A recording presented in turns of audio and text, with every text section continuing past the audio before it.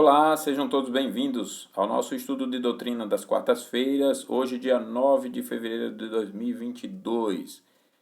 Encerraremos o tema Predestinação à Doutrina, parte 7, com a parte 7, quanto ao capítulo 3, que vimos sobre o calvinismo e arminianismo, e depois teremos apenas mais um estudo apresentando objeções, além das que já consideramos aqui ao longo do estudo. Teremos mais um estudo apresentando as objeções e a resposta bíblica a essas objeções e aplicações práticas que também utilizamos ao longo do estudo. Então, no máximo, teremos mais um estudo a respeito, salvo se algum irmão apresentar aí maiores questionamentos que precisem de uma abordagem melhor e maior sobre algum ponto que foi destacado ao longo do estudo. Vamos pedir a bênção do Senhor para esse momento e assim seguiremos com o estudo de hoje. Senhor nosso Deus, nosso Pai bondoso, Tu és soberano sobre tudo e sobre todos. Tu és o Criador, digno de nossa inteira adoração, reverência, devoção, nosso profundo amor e respeito. Bendizemos o Teu nome, adoramos a Ti, exaltamos a Ti como Tu és digno, na beleza da Tua santidade, exaltamos o Teu nome, porque só Tu és Deus. Agradecemos a Ti, ó Pai, pelo dia, pela bênção do Senhor sobre nós, pelo ar que respiramos, pelo sol, pela chuva, pelo alimento, pelo que temos para vestir e também por termos família, casa e tantas bênçãos, ó Pai, incontáveis com as quais o Senhor nos abençoa.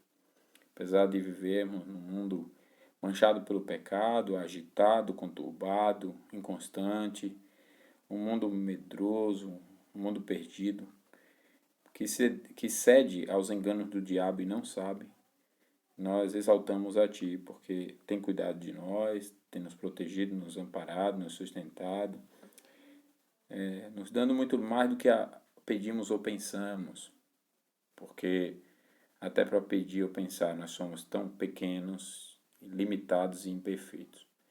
Pedimos ao Senhor humildemente que o Teu Espírito nos conduza nesse momento de estudo da Tua Palavra, abrindo o nosso entendimento e atuando com a santa e única fé, a fé que vem do Senhor, para que essa fé cristã tire de nós todo impedimento e nos faça compreender aquilo que a razão não consegue, somente a razão humana não consegue.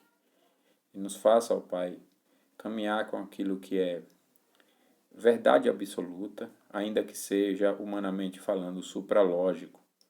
Que nós possamos humildemente reconhecer isso através do dom da fé cristã, a fé genuína, a fé salvadora, que não se opõe às Tuas verdades. Nós oramos em nome de Jesus. Amém. Predestinação, capítulo 3, parte 7, a doutrina. Hoje veremos a doutrina da preterição ou reprovação. Veremos a definição, o sentido de reprovação, a definição de reprovação, o sentido da reprovação, prova dessa reprovação, justiça da reprovação, razão da reprovação.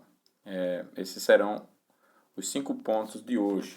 Então, definição da reprovação. A doutrina da preterição ou reprovação é apresentada na Confissão de Fé nos seguintes termos. Diz assim: segundo o inescrutável conselho da sua própria vontade, pela qual ele concede ou recusa misericórdia, como lhe apraz, para a glória do seu soberano poder sobre as suas criaturas, o resto dos homens, para louvor da sua gloriosa justiça, foi Deus servido não contemplar e ordená-los para a desonra e ira por causa dos seus pecados. É como a Confissão de Fé já reconhece o que a Bíblia trata sobre esse assunto de escolher uns e rejeitar outros. O Sínodo de Dort, que é um outro documento expressou essa doutrina, um outro documento teológico, histórico, confessional, né, adotado pelas igrejas históricas sérias. O Sínodo de Dort expressou essa doutrina da seguinte forma: visto que todos pecaram em Adão e se tornaram culpados da maldição e da morte eterna, Deus não faria dano a ninguém se lhe aprovesse deixar todo o gênero humano debaixo da maldição e condená-lo por causa do pecado.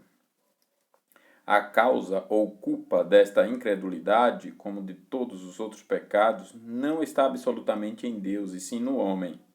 Mas a fé em Jesus Cristo e salvação por meio dele é livre dom de Deus. Mas considerando que no decurso do tempo Deus concede fé a alguns e não a outros, isto procede de seu decreto eterno, porque desde o princípio do mundo, Deus conhece todas as suas obras, como está escrito em Atos 15, 18 e em Efésios 1, 11. De acordo com esse decreto, ele graciosamente abranda o coração dos eleitos, que de outro modo seriam impenetráveis. E quanto aos não eleitos, ele com justiça os deixa em sua própria malícia e dureza. E aqui especialmente nos é revelada a profunda misericordiosa e justa diferença posta entre os homens, todos igualmente perdidos, isto é, o decreto de eleição e de reprovação revelado na palavra de Deus. Tal decreto, os homens perversos, impuros e indecisos torcem para a sua própria perdição, ao passo que às almas piedosas e religiosas ele proporciona conforto indizível. Outro parágrafo. Aliás, a Santa Escritura nisto principalmente manifesta e exalta esta graça eterna e livre de nossa eleição, a saber, testemunha ainda mais que nem todos são eleitos, mas alguns não o são ou não são contemplados na eterna eleição de Deus. Os tais, ele indubitavelmente, em seu libérrimo, justíssimo, irrepreensível e imutável beneplácito, decretou deixar em sua miséria habitual, na qual por sua própria culpa se precipitaram, não lhes concedendo a fé salvadora e a graça da conversão, mas abandonando-os aos seus próprios caminhos, jazendo eles sob justo juízo, e por fim condená-los e puni-los eternamente, não somente por causa de sua incredulidade, mas também por causa de outros pecados, para a manifestação de sua justiça. E este o decreto da reprovação, que de modo algum faz de Deus o autor do pecado, o que é até blasfêmia imaginar, senão que o apresenta como temível, irrepreensível, justo juiz e vingador. Esse foi então o Sínodo de Dort. Há um outro documento, intitulado Fórmula Consensus Helvética, onde a doutrina em foco vem expressa nestas palavras.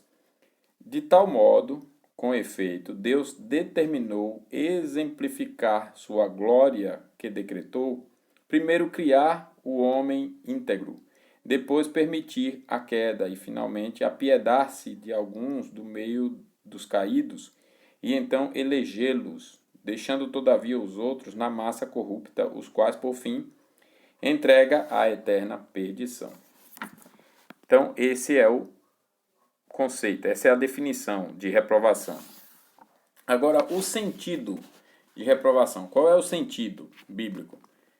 A doutrina da reprovação, ou preterição, sempre lembrando que preterição também significa reprovação, quando estudamos essa doutrina na Bíblia, na perspectiva reformada, tem esses dois termos utilizados, né? Preterição ou reprovação. Então, essa doutrina, que é uma consequência lógica da doutrina da eleição, sempre enfrentou muitos adversários, obviamente, né? É uma doutrina bastante desagradável para o sentimentalismo humano. Em nossa experiência pastoral, temos descoberto que Até aqueles que aceitam a doutrina da eleição relutam em admitir sua conclusão natural, a saber que a eleição de alguns implica a rejeição dos outros. Você vai no supermercado e escolhe umas 10 laranjas entre tantas que estão lá naquela exposição.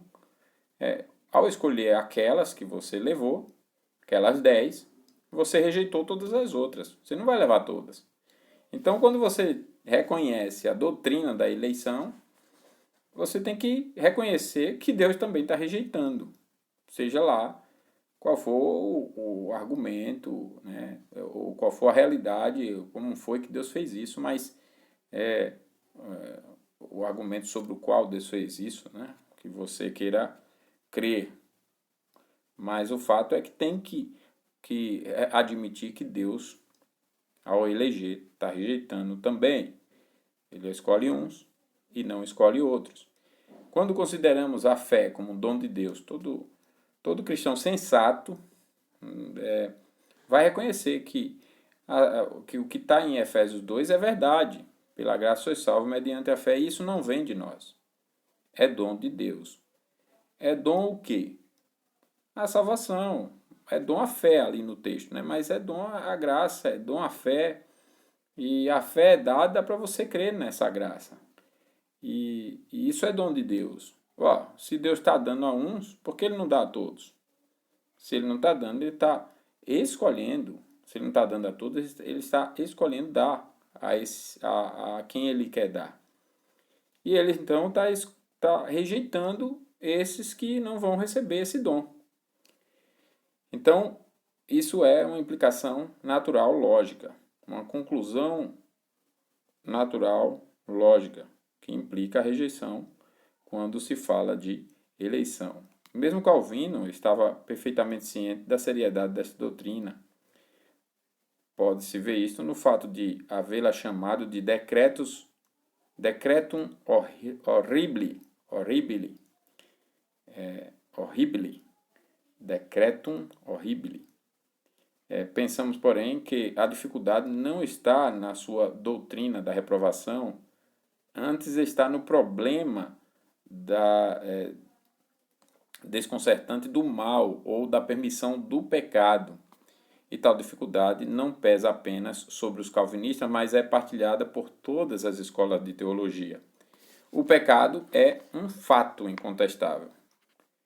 Também não se contesta que Deus o odeia e que sua santidade e justiça exigem que os pecadores sejam punidos. E quando Deus odeia o pecado, não é, como dizem alguns, mentindo, né, e enganando a si mesmo, uma heresia que diz assim, Deus ama o pecador e aborrece o pecado. Não. Na Bíblia nunca Deus falou isso, nunca ensinou, nem deu brecha em algum texto para esse entendimento. Toda vez que a Bíblia vai falar de Deus odiando o pecador, é tanto o pecador como o pecado. Tanto que o próprio Paulo vai dizer que antes de termos sido salvos, éramos filhos de quê? Da ira. E filho da ira não é filho do amor, é filho da ira mesmo. É só um pouquinho de sinceridade, fidelidade ao texto que a gente vai concluir essas verdades, ou melhor, reconhecer essas afirmações bíblicas. Né? Então Deus pune mesmo, Deus odeia o pecador e os seus pecados. Né? Tanto que a Bíblia não separa os dois e faz de tal forma que quando vai falar do pecado de alguém, se é mentira, chama alguém de mentiroso. Se é ladrão, se é alguém que rouba, é ladrão. Se é alguém infiel, é o infiel. Se é infiel no matrimônio, é adúltero. E daí por diante, né? Qualquer que seja nossa posição com referência à doutrina da reprovação, temos de reconhecer que Deus tem o direito de punir os transgressores de suas leis. Todos os homens são pecadores. E Deus podia ter decidido condenar todos, sem que, fazendo assim, fosse absolutamente injusto. O verdadeiro problema pode ser declarado assim: Deus foi justo em declarar, reprovar transgressores de sua santa vontade? Deus foi justo em decretar, reprovar transgressores de sua santa vontade? Em outras palavras, o mal é digno de eterna separação de Deus? Se admitirmos a justiça de Deus em condenar pecadores, temos de admitir sua justiça em condenar os não eleitos, que são pecadores. Alguns, todavia, perguntarão: se Deus elegeu alguns, por que não elegeu todos? Respondemos com outra pergunta: se todos nós somos pecadores, Deus não tinha o direito de rejeitar-nos todos? A todos? Deus tem o direito de rejeitar todos os pecadores ou não? A salvação não é algo que o homem mereça e que Deus seja obrigado a conceder. Salvação é uma expressão de sua graça, e se é da graça, isto é, se é favor não merecido, ele tem o direito de salvar a quantos queira. Demais disto, os arminianos não veem nenhuma dificuldade na rejeição de todos os anjos caídos, para os quais Deus não fez provisão alguma de salvação, como está lá em 2 Pedro 2,4. Ao passo que para os homens, ele fez tal provisão. Ele pensou em salvação.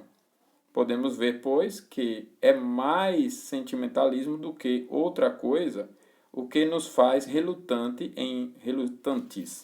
em aceitar a doutrina da reprovação de alguns, enquanto estamos prontos a aceitar sem nenhuma repugnância a reprovação de todos os anjos caídos, e até glorificamos a Deus por isso. Como já foi dito, na eleição temos o ato positivo de Deus, pelo qual ele escolhe, do meio da massa perdida do gênero humano, certo número de pessoas para a salvação, a fim de revelar nelas as superabundantes riquezas de sua graça.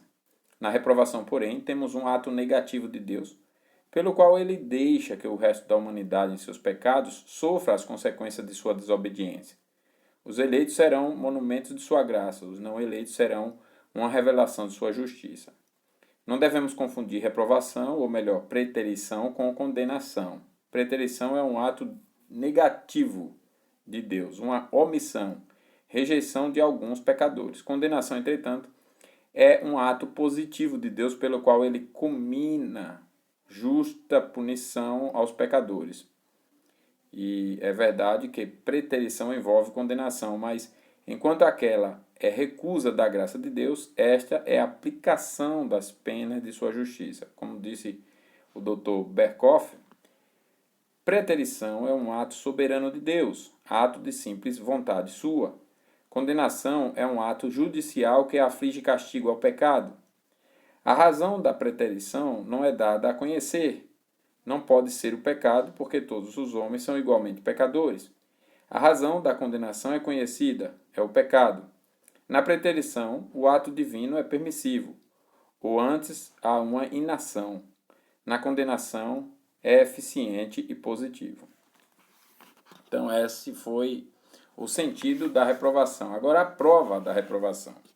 Todos os argumentos que provam a eleição provam igualmente a reprovação. Por exemplo, a regeneração é um ato soberano e poderoso de Deus, uma nova criação, espécie de ressurreição, um ato de geração, gerar novamente.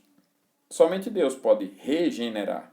Se ele não regenera a todos, claro que não é seu plano fazê-lo. Ele não decidiu eleger todas as pessoas. Jesus disse: ninguém pode vir a mim se o Pai que me enviou não o trouxer.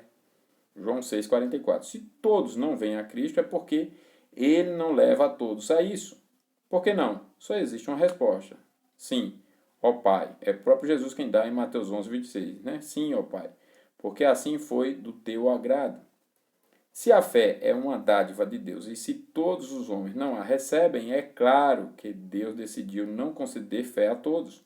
Jesus disse quando falava aos judeus que o rejeitavam: vós não credes, porque não sois das minhas ovelhas. João 10,26. Jesus não disse: vós não sois das minhas ovelhas, porque não credes. O que igualmente era verdade, mas revelou uma razão mais profunda pela qual eles não criam, se bem que tivessem recebido todas as provas necessárias do messiado e deidade de Cristo. É só ver os versículos 24 e 25, né? Desse mesmo texto. Com referência às suas ovelhas, entretanto, ele disse: As minhas ovelhas ouvem a minha voz, eu as conheço e elas me seguem. Eu lhes dou a vida eterna, jamais perecerão eternamente, e ninguém as arrebatará da minha mão. Quem são suas ovelhas? São aqueles que o Pai lhe deu. Ele diz isso no verso 29.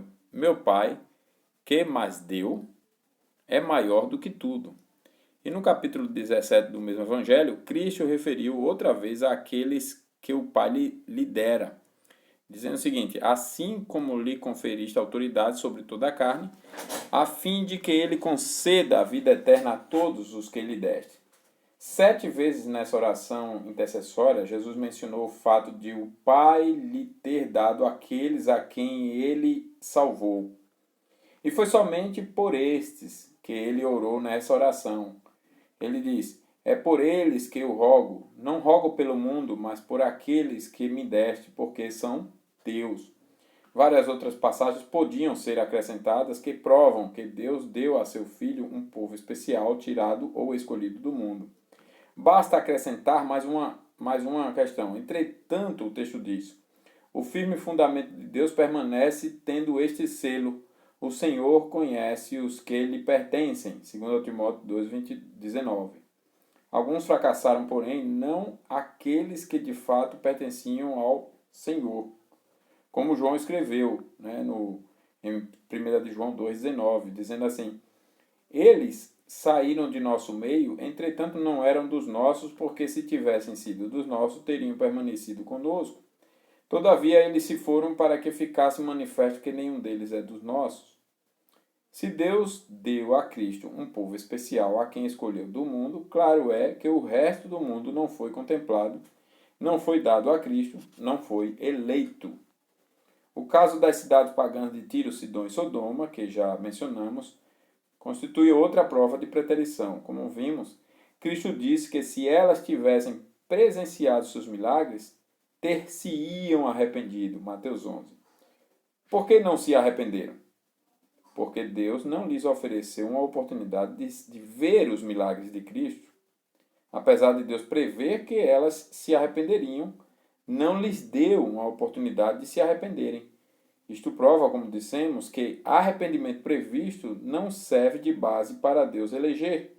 Se Deus não lhes deu uma oportunidade de conhecer a Cristo e de lhe presenciar os milagres, é evidente que foram rejeitadas, não foram contempladas. Entretanto, podemos dizer que Deus é injusto por condenar o povo corrupto de Sodoma? Absolutamente não. Em Apocalipse 13, verso 8, lemos o seguinte: E adorá-lo-ão, isto é, a besta, todos os que habitam sobre a terra, aqueles cujos nomes não foram escritos no livro da vida do Cordeiro que foi morto, desde a fundação do mundo. Foram omitidos, não foram incluídos, não foram contemplados. Seus nomes não foram escritos no livro da vida. Se isto não quer dizer preterição, a linguagem humana não terá outro meio de expressá-la. Em contraste com esses, disse aos discípulos de Cristo que se alegrem pelo fato de seus nomes estarem arrolados nos céus. Lucas 10:20. E Paulo escreveu a respeito de Clemente e dos demais cooperadores seus, que os nomes deles se encontravam no livro da vida. Filipenses 4:3. As Escrituras usam expressões por demais dolorosas para descrever a decisão divina a respeito dos não eleitos. Não estão arrolados no livro da vida, em Apocalipse 13. São vasos de ira, preparados para a perdição, Romanos 8:9-22. Antecipadamente pronunciados para esta condenação, Judas 1:4. Tropeçam na palavra, sendo desobedientes, para o que também foram postos, 1 Pedro 2:8. De Deus se diz que ama a uns menos do que a outros, Malaquias 1:2-3. Alguns são chamados eleição e outros são chamados os mais, Romanos 11:7. Uma leitura desapaixonada de Romanos, capítulo 9-11, levará à certeza de que, seja qual for a crença ou descrença de quem quer que seja sobre o assunto, a palavra de Deus é enérgica em declarar que alguns são designados para receber bênção e outros para sofrer condenação. As limitações humanas e um raciocínio errôneo dificilmente apreciarão com acerto este fato.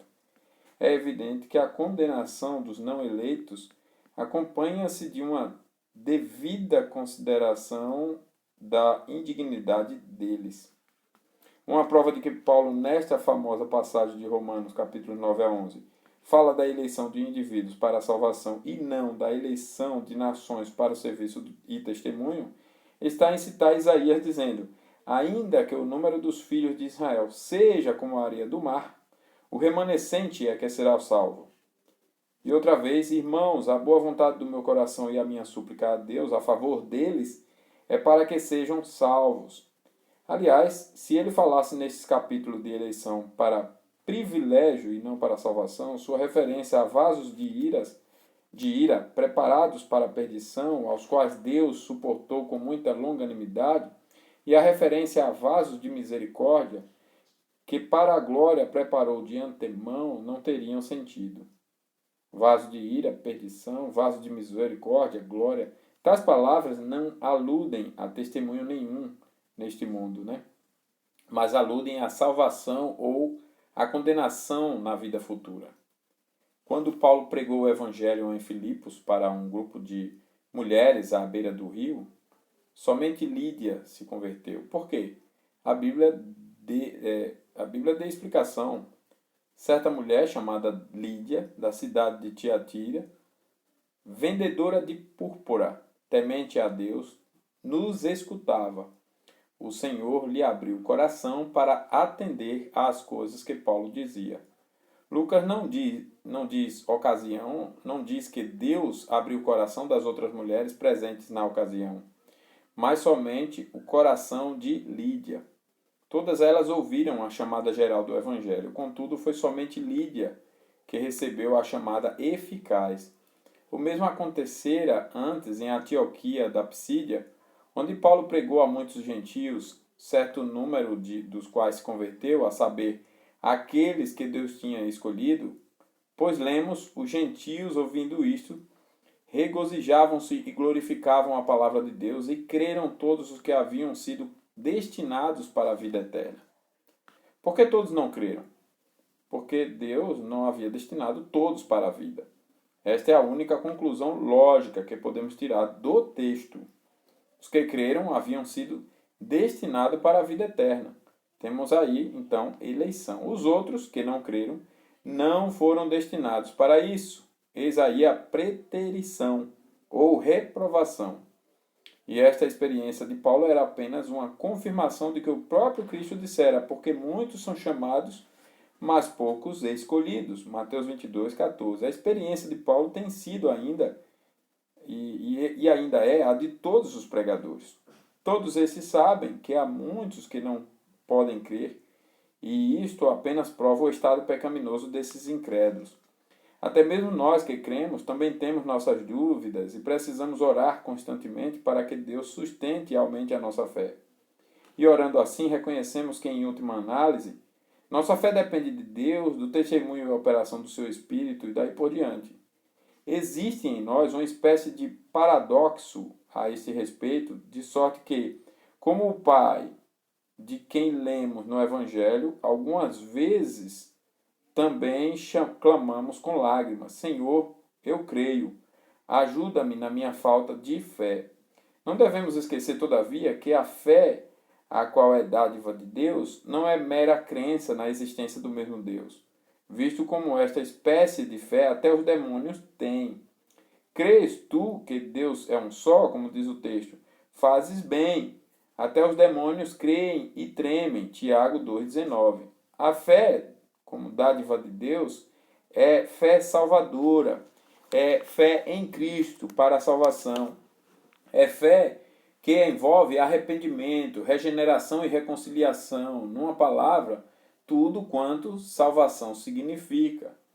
Com referência a este assunto, o Dr. Warfield escreveu o seguinte: os escritores da Bíblia estão muitíssimo longe de obscurecer a doutrina da eleição por causa de colários aparentemente desagradáveis que decorrem da mesma. Pelo contrário, eles expressamente tiram os corolários, que tantas vezes têm sido assim denominados, e fazem deles uma parte do seu ensino explícito. A doutrina deles sobre a eleição, dizem-no francamente, envolve certamente a doutrina que lhe corresponde a da preterição ou reprovação. O próprio termo adotado no Novo Testamento para expressá-la, eklegomai, Efésios 1,4, encerra uma declaração do fato de que na eleição deles, outros deixam de ser contemplados e ficam privados do dom da salvação. A apresentação integral da doutrina é de tal modo feita que afirma implicitamente ou abertamente, na sua própria enunciação, a remoção dos eleitos por pura graça de Deus, não apenas de um estado de condenação, mas do meio da sociedade dos condenados, sobre a qual a graça divina não tem nenhum efeito salvador e que por isso é deixada sem esperança nos seus pecados, e a reprovação justa e positiva dos impenitentes por causa de seus pecados é ensinada repetida e explicitamente em vivo contraste com a salvação gratuita dos eleitos, a despeito dos pecados destes. Isso foi o que disse o Dr. Warfield, muito claro, né? Então lemos também na Bíblia, irmãos, acerca de certos indivíduos cujo coração Deus endureceu. Isso não quer dizer que Deus fosse a causa eficiente do endurecimento deles, mas que os entregou à perversão dos seus corações. Não mudou, não transformou, deixou que eles fossem como eles queriam ser.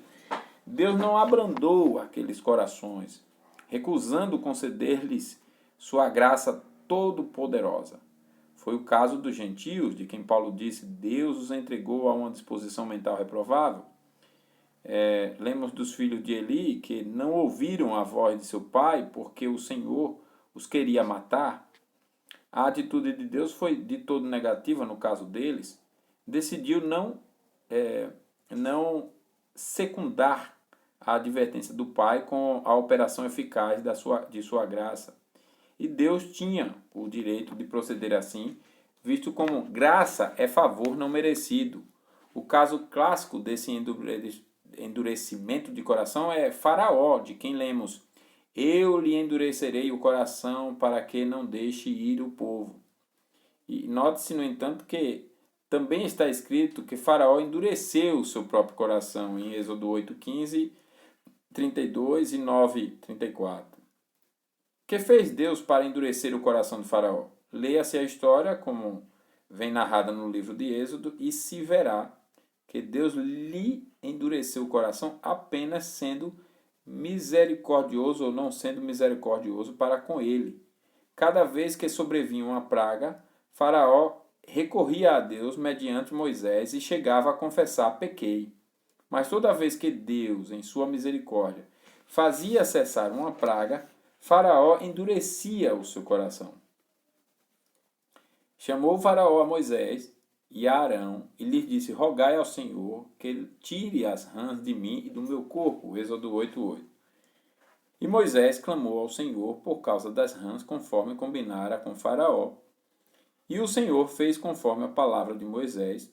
Morreram as rãs nas casas, nos pátios e nos campos. Vendo, porém, Faraó que havia alívio, continuou de coração endurecido e não os ouviu, como o Senhor tinha dito. Êxodo 8, 12 a 15. E ainda respondeu-lhe Moisés: eis que saio da tua presença e orarei ao Senhor. Amanhã estes enxames de moscas se retirarão de Faraó, dos seus oficiais e do seu povo. Então saiu Moisés da presença de Faraó e orou ao Senhor, e fez o Senhor conforme a palavra de Moisés, e os enxames de moscas se retiraram de Faraó. Mas ainda esta vez endureceu o Faraó o coração e não deixou ir o povo. Êxodo 8, 29 a 32. Então Faraó mandou chamar a Moisés e a Arão e lhes disse: esta vez pequei, o Senhor é justo, porém eu e o meu povo somos ímpios. Orai ao Senhor, pois já baixam estes grandes trovões e a chuva de pedras. Saiu, pois, Moisés da presença de Faraó e da cidade, e estendeu as mãos ao Senhor. Cessaram os trovões e a chuva de pedras, e não caiu mais chuva sobre a terra. Tendo visto o Faraó que cessaram as chuvas, as pedras e os trovões, tornou a pecar e endureceu o seu coração, ele e seus oficiais. Êxodo 9, 27, 28, 33 e 34. Quando sofria o castigo de Deus, Faraó abrandava o coração e pedia a Moisés que rogasse em seu favor. Mas toda vez que Deus tinha atendido a oração de Moisés e fazia cessar a praga, Faraó endurecia o coração. Deus conhecia o coração de Faraó e sabia que ele se obstinaria se as pragas cessassem. E assim, sendo misericordioso para com ele, retirando o castigo, executava o seu plano, endurecendo o coração de Faraó de modo a poder revelar nele o seu poder. Mas deveras para isso te hei mantido, a fim de mostrar-te o meu poder, e para que seja o meu nome anunciado em toda a terra. Êxodo 9 e Romanos 9. No caso de Faraó, temos a ilustração do ditado: o raio do sol que amolece a cera, endurece o barro.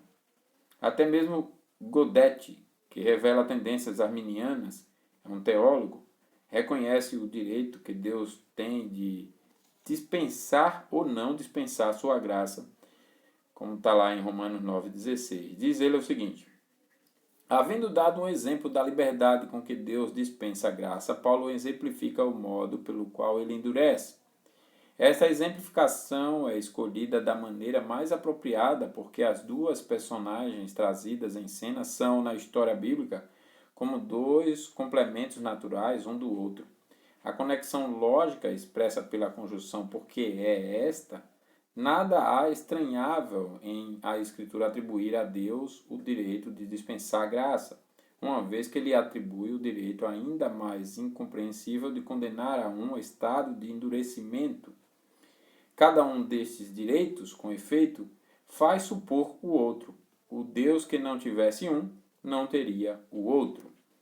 Ele também reconhece que a providência de Deus criou as circunstâncias que levaram ao endurecimento do coração de Faraó, de modo a Deus poder cumprir nele o propósito que tinha em vista. Diz ele o seguinte, ainda vou citar Godet. Pensamos de fato que devemos aqui aplicar o sentido de levantar em toda a sua generosidade. Fiz que aparecesses neste tempo, neste lugar, nesta posição. O ponto em questão não é a perversa disposição que anima Faraó, e sim toda a situação em que ele se encontra providencialmente colocado. Deus podia ter feito Faraó nascer no Tugúrio, onde sua orgulhosa obstinação fosse exibida com não menos pertinácia, mas sem qualquer consequência histórica notável. Por outro lado, ele podia ter colocado no trono do Egito daquela vez um homem fraco, indolente, que cedesse no primeiro encontro. O que teria acontecido? Faraó, em sua posição obscura, não teria sido menos arrogante e perverso, mas Israel teria saído do Egito sem barulho. Nada de pragas, uma após outra, nada de travessia miraculosa do Mar Vermelho, nada de exército egípcio destruído, nada daquilo tudo que impressionou tão profundamente a consciência dos israelitas e que se tornou para o povo eleito o fundamento inamovível de sua relação com Jeová. É isso que ele coloca aqui. Há um dito em português que ilustra o que aconteceu com Faraó. Queres conhecer o vilão? Põe-lhe a vara na mão. Existem muitos faraós potenciais no mundo. Falta-lhes apenas a oportunidade de mostrar a sua verdadeira natureza. Agora, na pandemia, vimos muito disso, né? Governadores, prefeitos, juízes, tudo arrogante demais e só estava esperando oportunidades para mostrar e colocar para fora essas suas garras. Se Deus cria essa oportunidade, de modo a poderem revelar o que lhes está no coração, não merece censura pela perversidade dessa gente. Mas, ao mesmo tempo, ele pode usar essa perversidade para a realização do seu propósito. Tal foi o caso de Faraó. Judas, Pilatos, etc. Em todos os reprovados há uma cegueira e endurecimento pertinaz de coração. E quando de alguns deles, como Faraó, se diz que Deus os endureceu, podemos ficar certos que em si mesmos já são dignos de ser entregues a Satanás. Os corações dos ímpios nunca, naturalmente, são endurecidos por influência direta de Deus. Ele simplesmente permite que alguns cedam aos maus impulsos já existentes em seus corações, de modo que, como resultado da própria escolha deles, tornam-se cada vez mais calejados e obstinados. A justiça da reprovação. A justiça nessa reprovação, a primeira e natural impressão que temos quando consideramos a doutrina da eleição com sua consequência lógica, isto é, a preterição, é que há nela injustiça.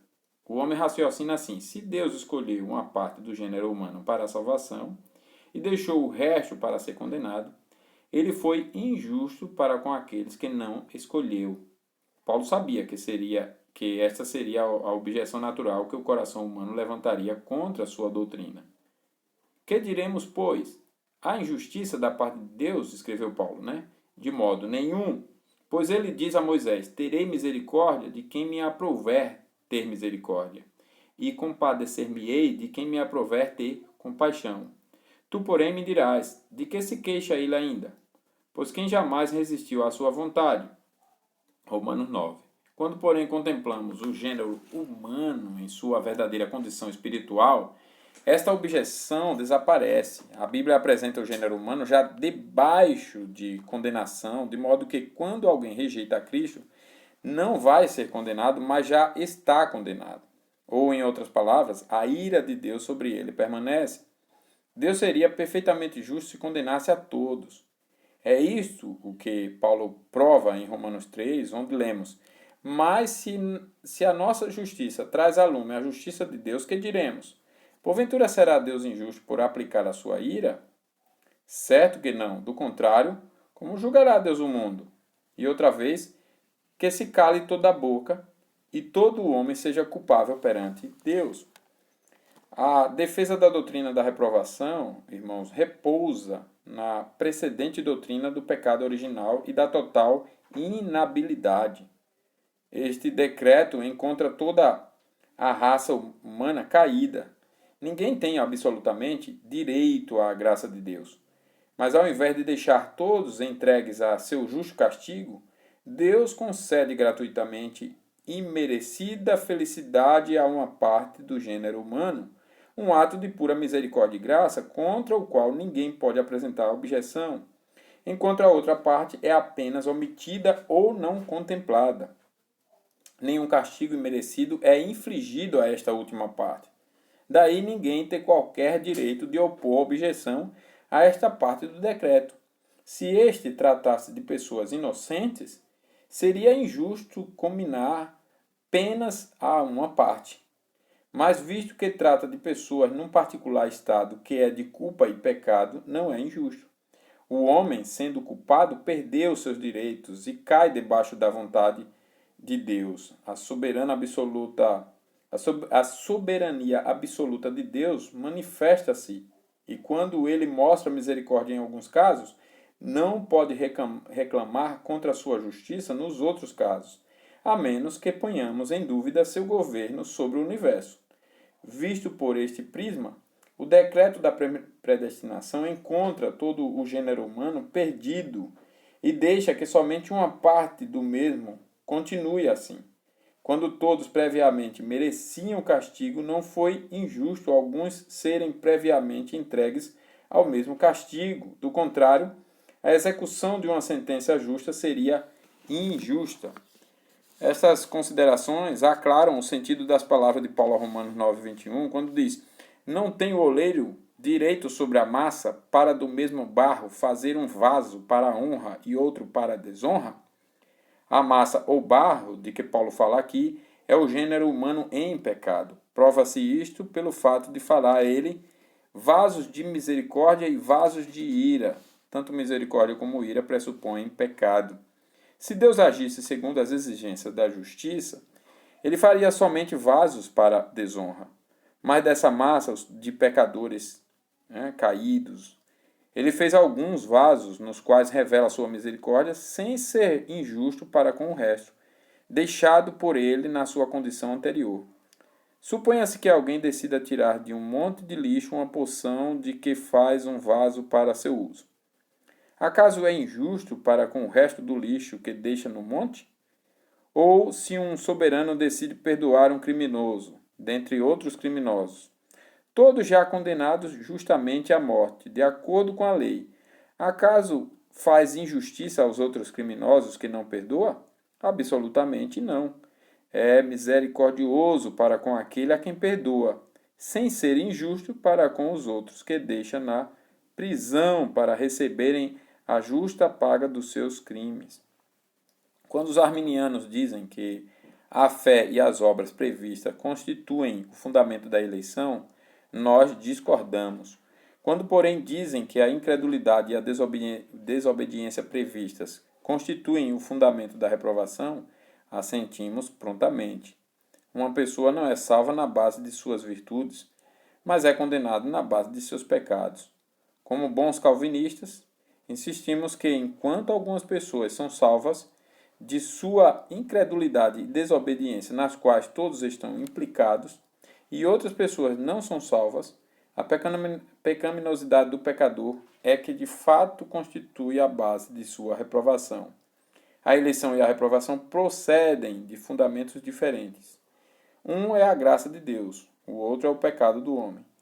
É uma caricatura do calvinismo a teoria de que, pelo fato de Deus escolher salvar uma pessoa independentemente do caráter ou merecimento dela, ele escolhe condenar pessoas a despeito do caráter ou merecimento das mesmas.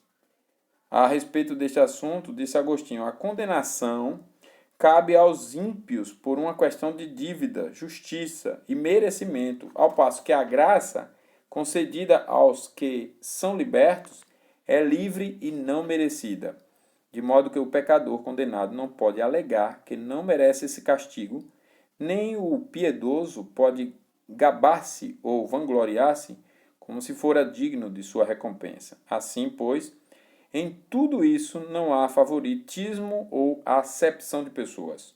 Os que são condenados, bem como os que são libertos, constituíam originalmente uma e a mesma massa igualmente infeccionada do pecado e sujeita à vingança. Daí vem que os justificados podem aprender, à vista da condenação dos demais, que seria esse o seu próprio castigo se a graça de Deus não tivesse ocorrido em seu socorro. E por último, a razão da reprovação.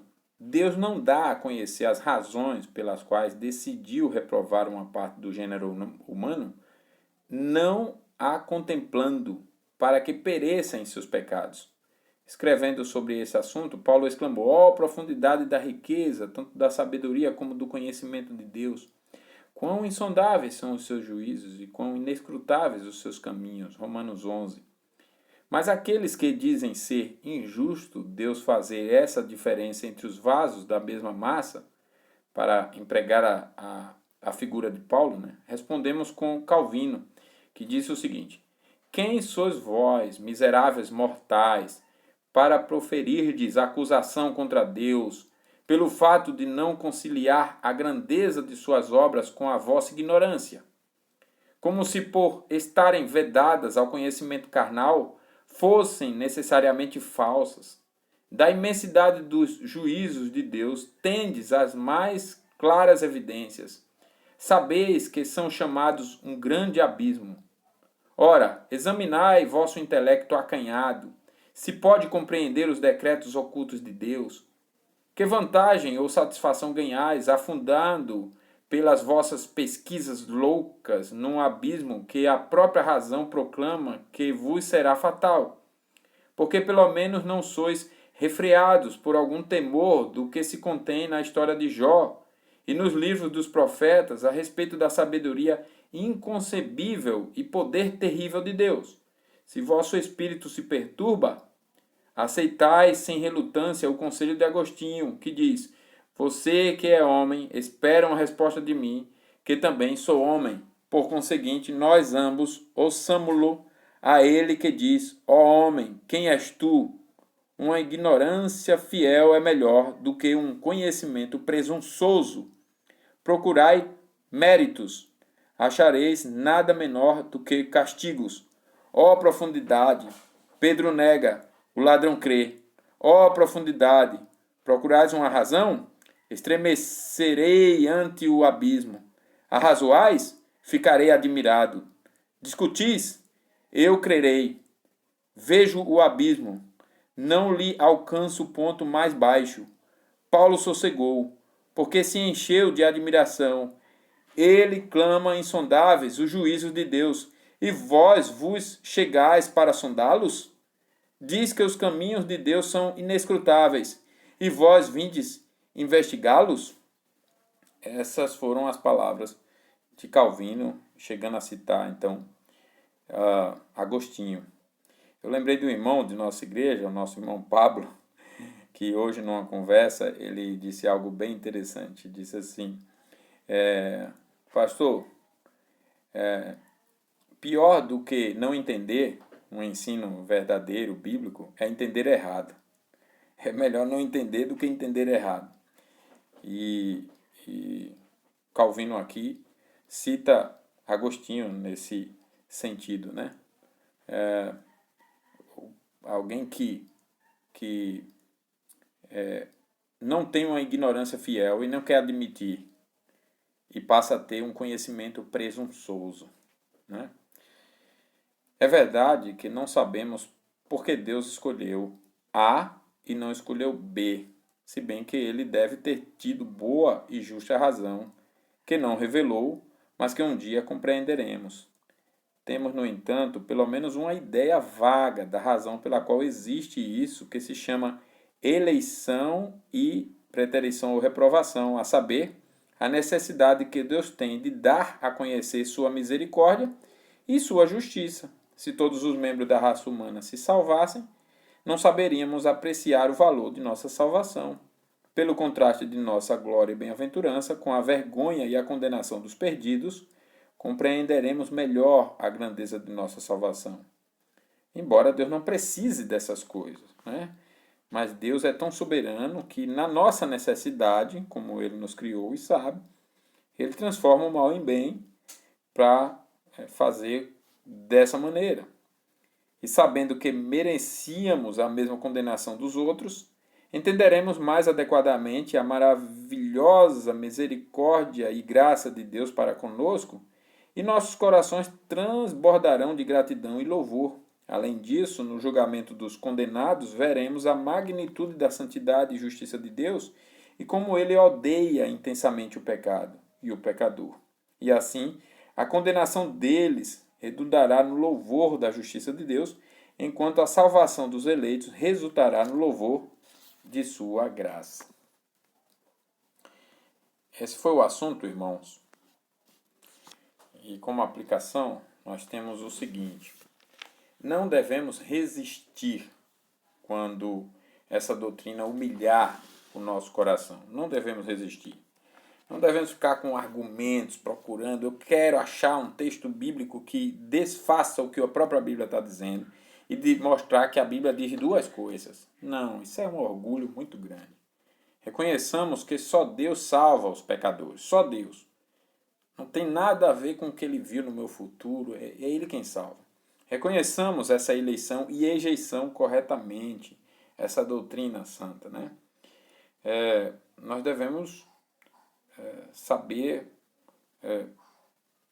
responder às objeções,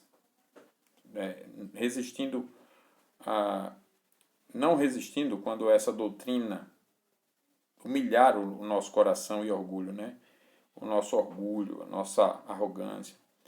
E a gente deve ter essas respostas bíblicas para as objeções que nós fazemos ou que outros fazem, né? Nós já vimos semana passada que Deus ensina a predestinação e não devemos nos envergonhar de sua doutrina, mas proclamá-la com reverência e com confiança na sabedoria divina. Devemos também dizer que essa doutrina humilha o nosso orgulho e exalta a graça de Deus pois nos mostra que não podemos fazer nada para nos salvar, só Deus salva os pecadores. E quanto à fé, por sua natureza, essa fé recebe doutrinas divinas. Ela recebe essas doutrinas divinas que o homem não consegue enxergar nem compreender totalmente pela razão humana. A eleição consola e sustém os santos com o amor imutável de Deus por eles quando Satanás ataca com dúvidas e acusações.